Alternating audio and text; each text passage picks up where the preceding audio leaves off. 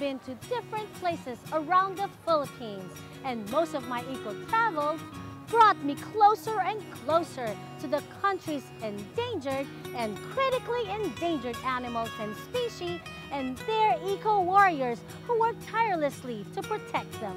Each time I listen to these animals' story strengthens my mission to bring their plight closer to you, our televiewers. Why? The loss of a single species may lead to our extinction as well.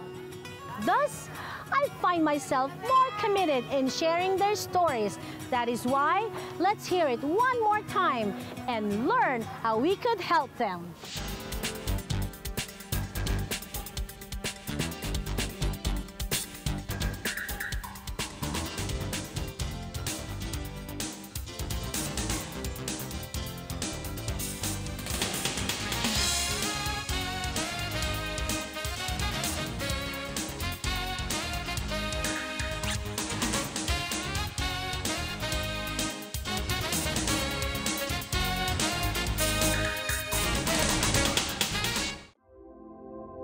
The Philippines is considered as one of the 17 mega-diverse countries as well as a global biodiversity hotspot in the world.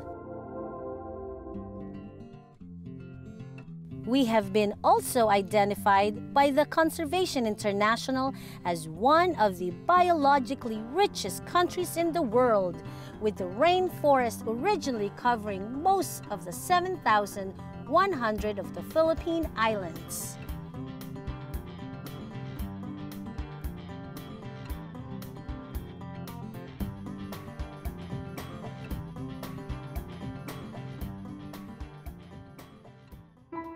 But sad to say, as of 2010, only 7% of that original forest remains due to excessive logging and clearing of the land.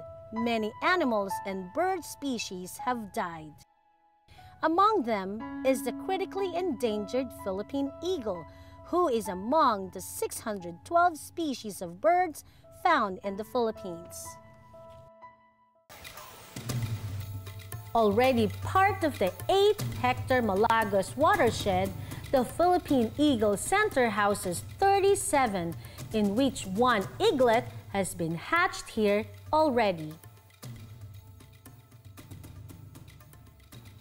Ano pong status nila? Nag-decline yung population na dahil sa mga illegal logging. Illegal logging? Hunting, kasi wala na yung forest. Kasi yung teritoryo nila is naubos na, maliit na, kaunti na lang. Yes. So kasi isa-isang eagle, nag-occupy sila 60 to 100 square kilometers sa isang pair. Sa isang pair, 60 to 100 square kilometers. So pag wala ng forest, wala na rin silang place na. Ano po ang ginagawa na programa ngayon dito sa Philippine Eagle Center? Kasi ang purpose namin, i-breed sila tapos i-release balik sa wild. Okay, so i-breed back to the forest. The forest, para dumami sila. Yes. Ilan meron tayo ngayon? Sa ngayon, 34. 34. And when are you planning to release them back sa forest? May mga eagle tayo na hindi pa na-release dahil sa kulang yung funding. Bago sila i-release, i-train mo na yung eaglet dito. Okay. May aversion. Yes. Like, monkey yung pinapakain. Monkey? May live wire doon sa loob para yung nangyari kay kabayan na kuryente. So, dito palang alam na niya pag nandun na siya sa wild. Si Pag-asa, siya yung pinakaunang Philippine eagle natin na na-breed dito sa captivity gamit yung artificial insemination. Artificial insemination ang ano ni Pag-asa? Artificial kasi yung both parents niya is imprint sa tao. Okay. So yung imprint, parang surrogate mate niya yung tao. Kasi pag mating season, dito yun magkupilit yung eagle sa ulo ng tao. Okay. May surgical gloves para makolek yung semen. Okay. I-transfer sa syringe. Yes. I-inject na lang sa female. Oh, so yun ang para artificial insemination. Now, ano pa po ang normal mating nila? Paano nangyayari? Do they do it in... May natural din. May natural din. Do natural they go kasi, to a specific area? May mga breeding area kami na naka-isolate. Yes. Kasi hindi sila mag-breed pag disturb. July to February ang mating season. Nila. So, once na nag-mate sila, how long is the gestation period? So after mag-itlog yung eagle, usually October, November. Yes. So i-retrieve namin, doon na incubate. So kinukuha niya namin, yung eggs. So how many days na nasa incubation sila? 57 to 60 days yung hatching period niya. So far, how many eggs have you hatched here sa Philippine Eagle Center? 25 already. 7 yung sa artificial, 18 yung sa natural. Other rare bird species are also under their protective care, including a row of assorted Philippine raptors and an island full of macaques. There are 3 eagles na na-release na natin sa wild, and out of the 3, 2 actually did not survive. Not because of the environment, but because sanay sila sa mga tao. They're domesticated, so they kept going to the village, to the people, and na-electrocute. So now that happened, you're training the eagles now before you release into the wild. And I understand meron pa yata silang mga GPS, so you can track down their... Purpose ng radio transmitter is daily ma-monitor yung eagle. Yes. Yung GPS, 10 days yung reading ng data. Kung saan kalayo siya nakaabot. I didn't lose the chance to ask personally the state of these endangered animals and how I can be of help. And what's the role of the Philippine eagle sa ating environment, in the ecological status of the Philippines? Sila yung top predator. Yes. Sila yung top predator, at the same time sila yung bioindicator. Kasi may ano din sila sa tao connection. Like, pag may malaki pa yung forest, na ano sila sa mga floods. Or 70% sa drugs na galing doon sa forest. Ano sa mga tao. I see. So, when you say an indicator, so ibig niyo sabihin na pagka maganda pa ang forest and the environment, hindi pa siya masyadong depleted with the trees and the natural resources, nandiyan pa ang eagle. Nandiyan pa. Okay, so it's an indicator. Pagka may eagle pa, maganda the pa environment is still very good. Okay, and what is the lifespan of an eagle? Pinakamatanda dito sa captivity is 47 years old. And normally, how many years po ang lifespan nila? Sa record, umabot ng 60. As an eco-traveler, always empower yourself on how you could help these animals, either in a financial way or by advocating and campaigning for the illegal hunt and trading to stop.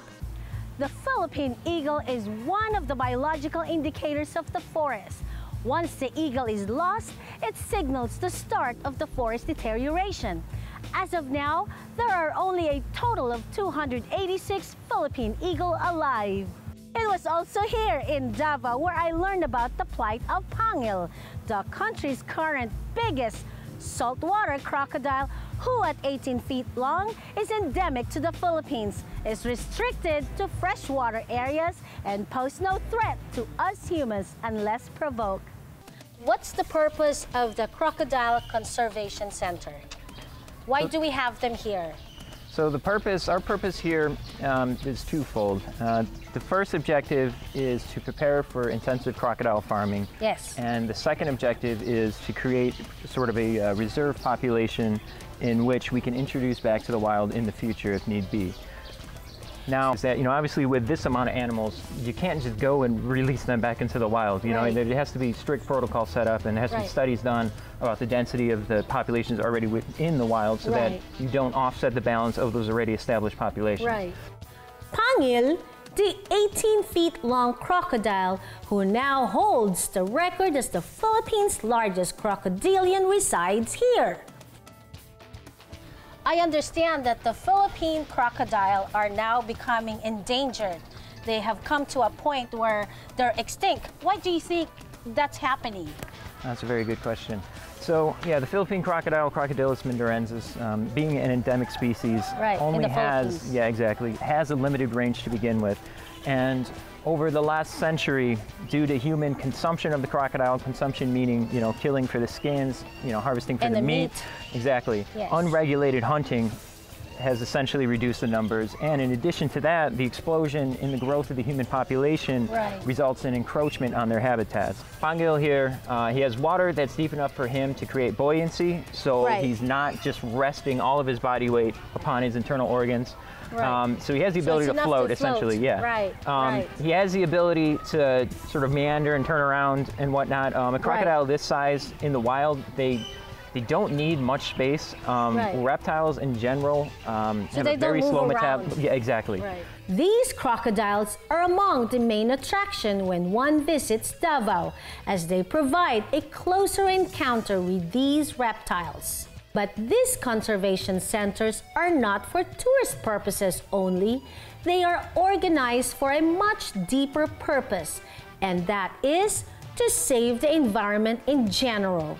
What do you think is the importance of actually taking care of them? Are they getting into extinction? Oh, absolutely. So both species that we have here, one which is Crocodylus porosus, the saltwater crocodile, has an extensive range that ranges all the way through mainland Southeast Asia, down in Indonesia, Malaysia, the Philippines, and further south into northern Australia.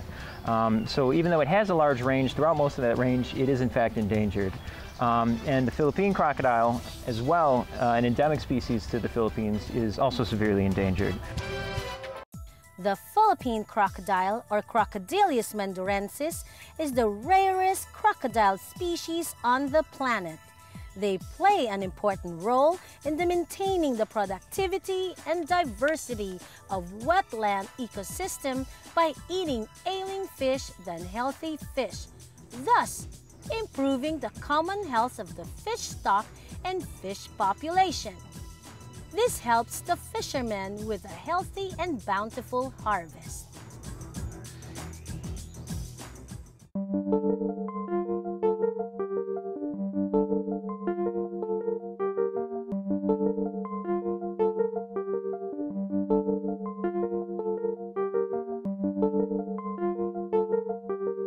Go, go, LPG Tricycle, go! Go!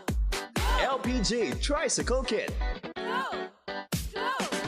LPG Tricycle, dual power na. No power loss at downtime pa. Go! Go! Go! Ligtas at napakadaling i-install. Go! Go! Magtungo sa RPE Marketing, 3C Summerlin Building, 2454 FB Harrison Corner, Palhalia Street, Pasay City.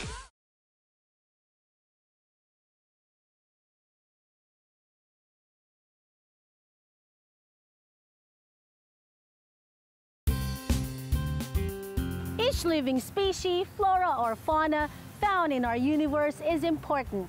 Many medicines and studies are derived from the chemicals that comes from plants and animals.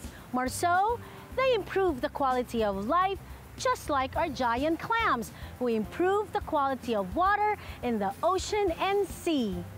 Giant clams are an integral part of the reef as they act as nurseries to fishes and shrimps that we humans consume.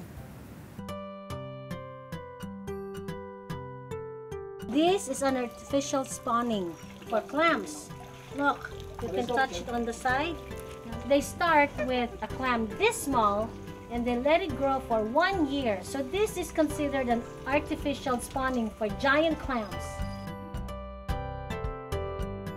This is a typical shell for a giant clam with the scientific name Tridacna and a species named Gigas. If you put it together, the giant clams, Tridacna gigas. Now there's also a giant clam sanctuary worth visiting here in Igacos.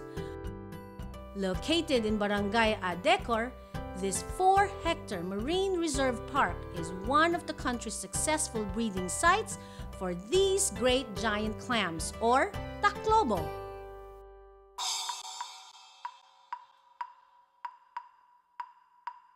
Isa itong conservation project ng Davao State College. Protection ng giant clams and highlighting the marine protected area or the sanctuary. Ilan pong actual clams meron po tayo dito sa sanctuary? Around 3,500. 3,500 po ito lahat. The biggest documented and physically present here is 1 meter wide. That's the biggest giant clams here in Samal Island, Mindanao. Lifespan? 50 to 100 years old. 50 to 100 years old. Oh my goodness. That's a long time. Yes, a long time. A long time. But kung meron 50 to pollution, 100 bababa pa years. yun. That's right. And that's why we have the marine protected areas. Yes. Under ng batas ng Pilipinas, yung RA 8550, yung Philippine Fisheries Code of the Philippines, bawal talaga siyang kainin. So this is an endangered species. One of the biggest question that our viewers have is, do they have pearls? Wala talaga, hindi sila napoproduce ng So pearl. walang pearls inside? Wala, ma'am. Meron po tayong 5 different species ng giant clams dito po sa inyong sanctuary. Opo, Ano opo. po ang importansya ng programa nyo po o itong mga clams nito sa balance ng ating environment? Kasi po ito, Bakit po importante sila? ang giant clams po ay pag nandyan sila sa wild, meaning healthy yung reef mo, yung ecosystem, intact pa yung ecosystem. Yes. Kasi the same with corals, ang shell ng clams is calcium bicarbonate. Yes. Isa rin sila ng climate change mitigator din sila. For tourists or visitors like me who would like to visit the sanctuary, what advice can you tell us so we can help you in your program? Yun, disseminate ng information about the importance of giant clams, saka wag yung magtapon ng basura kahit saan. Trash is number 1. Yeah. Yes, that is very true. These are actual giant clams who are under the protection of our eco-warriors doing good, doing green here in Samal Island. Not only do these endangered giant clams grow and thrive in the waters of Samal, but they are also bred and protected in the waters of Camiguin, Misamis Oriental, and in Alaminos, Pangasinan. A clear proof of how blessed Philippine waters is to provide shelters for these gentle giants. That is why I encourage you always to take time to visit all the sanctuaries, for your time and money spent here will go a long way in protecting this marine life. Now, this lady eco-warrior taught me a lot about the importance of bats, the angel of the night, who work tirelessly in the planting and dispersing of seeds so there will be fruit trees in the forest. Standing before this 20 feet and 300 meters long cave that serves as home to more than 2.5 million Geoffroy's rosette fruit bats, the largest known colony of the species in the world, the Montfort Bat Sanctuary is an awesome sight. This 1 hectare here, I designate the Bat Sanctuary. This is where the 280 feet long cave is located, and it's inhabited by Rosetus amplexicaudatus, and it was found that this is the largest colony of these fruit bats all over the world. So we have fruit bats here. Yeah, fruit bats. And I believe you have 2.5 million bats. Estimated. Estimated in to- 2008. In 2008. So now we are 6 years later, 2.5 million 2008. How do Who you knows? care and check them? I don't. Very low maintenance.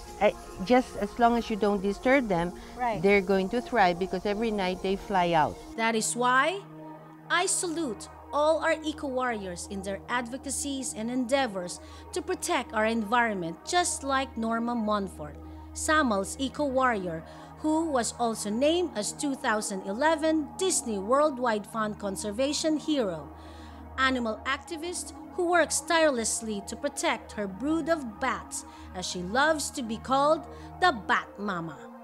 If there's anything you want people to understand about bats, what is it? That rain or shine, while we sleep all night, bats will go out to do the work for us. They will pollinate, they will drop the seeds, reforest our forest. They They'll do all the work. They'll do all the work. The insect bats will decrease the population of pests. They will eat all the dengue mosquitoes they can eat. One single bat can eat about 1,000 in an hour. Inspiring, isn't it? To hear Bat Mama's devotion to these winged mamas who should not be feared or ridiculed because they serve a very important role in the environment, and that is, they are pollinators, seed dispersers, and insect eaters. They conserve biodiversity because they conserve so many plants that we eat and enjoy. We don't know about it, and so these are host plants for other species. Right. Why did you choose personally to protect these creatures? I did not choose to protect these creatures. They happen to be in my backyard. Oh, you don't have any choice, but it turned out to be our partners in promoting biodiversity. I didn't know anything about it except my gut feeling. Just leave them alone. People would come, may we see the bats? Okay, go ahead. Without them, there will be no trees and no clean air for us to breathe. So respect them and all other wildlife and creatures in the environment. Well, the major pollinators of durian and many other fruits are bats. So no bats, no durian is the tagline. That's right. Now, what are your plans in the future? Plenty. My vision is really to conserve this property that I inherited. Yes. So I want it to be an eco-site. Yes, I've converted it to an ecotourism zoning. So I want to build, first of all, an artificial cave patterned after David Bamberger of Texas, so that hopefully I can talk to my bats and move them because of the crowding, situation. Because they won't move elsewhere. We have so many caves all over Samal and all over Mindanao, but they won't move. Now, how can we help with your advocacy? Very simple. As a layperson, all you have to do is just talk about bats, that they are allies, and then I have the campaign CPR Bats, Conserve, Protect, Respect. As we eat the fruits that we enjoy, let's say thank you, bats. So I feel the pressure to finish up the work. And sabi ko sa sarili ko, for as long as I can, I will try my best to make this a global cause. Bats are unpopular, they're not like bears, they're like whales. Bats are unpopular because of the misconceptions and the myths, but they are what I call angels of the night.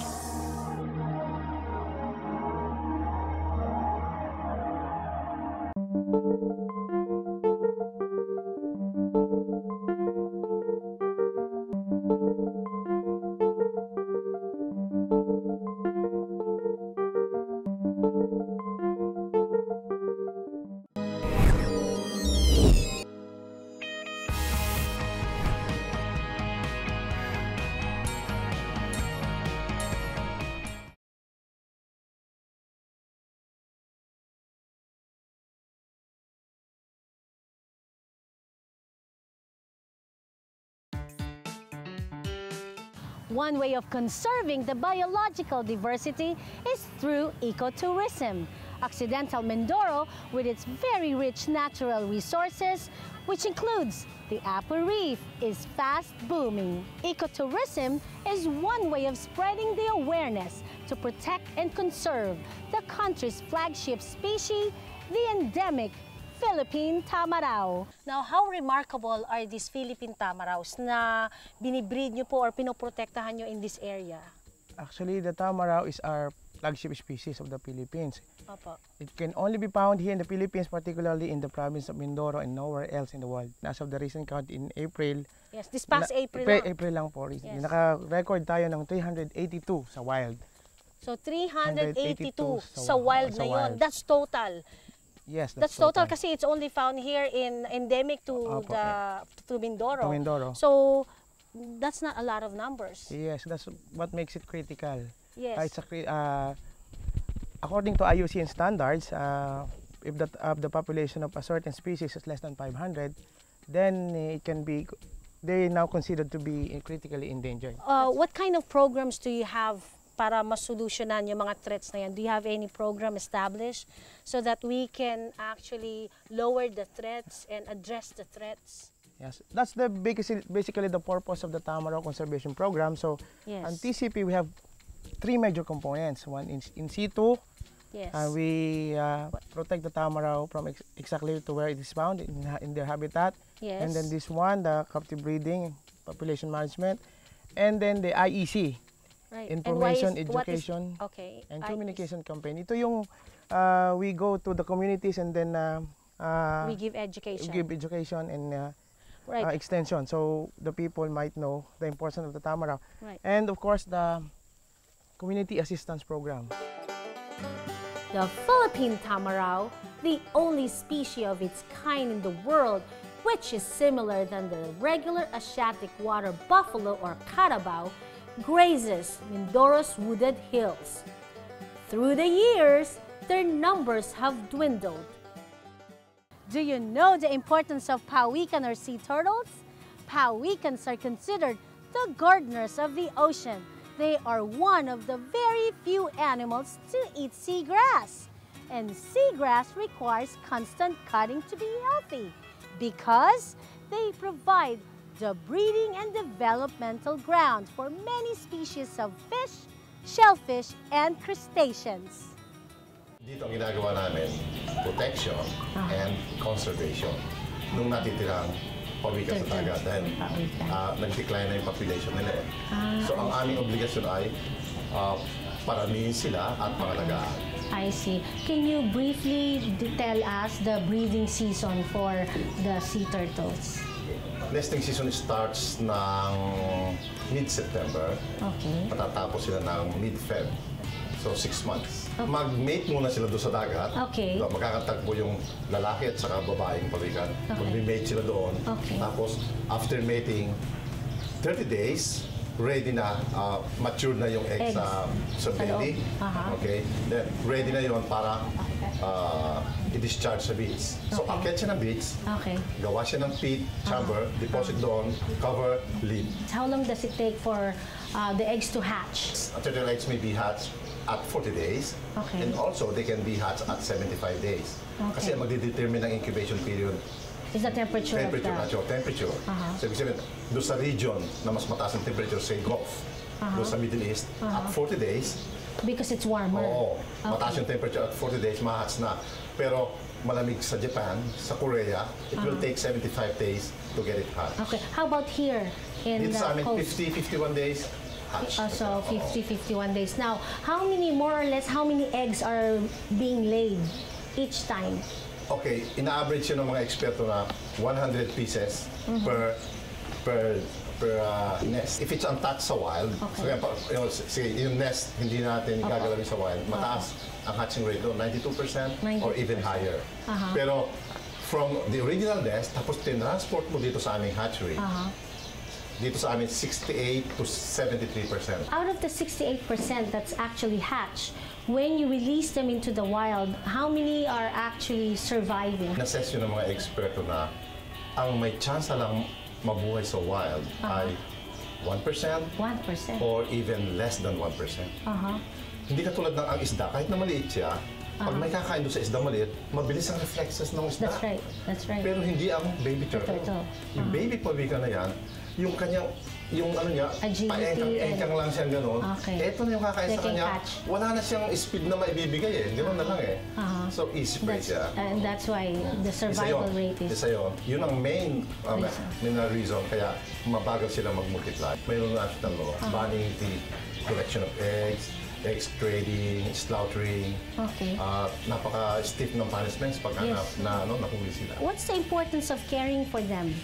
Okay, sabi ng mga eksperto, itong mga pawikan, ang importance nila at ang naiko-contribute nilang maganda sa dagat, sabi niya, yun daw pupo nito, yung manure nito, yun ang best fertilizer para sa corals. Kung walang pupo ng pawikan, lalaki yung corals natin pero sa mabagal na mabagal. So pero pag may pupo ng mabilis lalaki yung corals. Tapos yung dingan nilang manure na yun, yung maliliit na isda, yun ang feed starter ng mga maliliit na isda.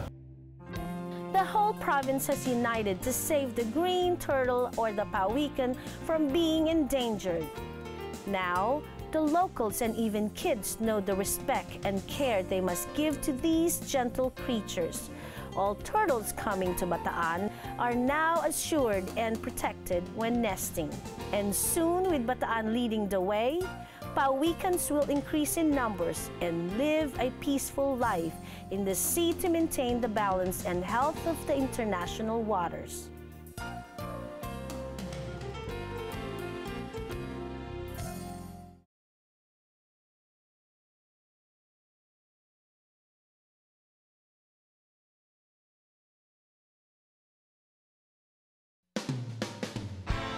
We humans have been gifted with the highest form of intelligence. Rather than to use it to destroy, kill, or terminate other living forms, let's use it to improve the condition of Mother Earth.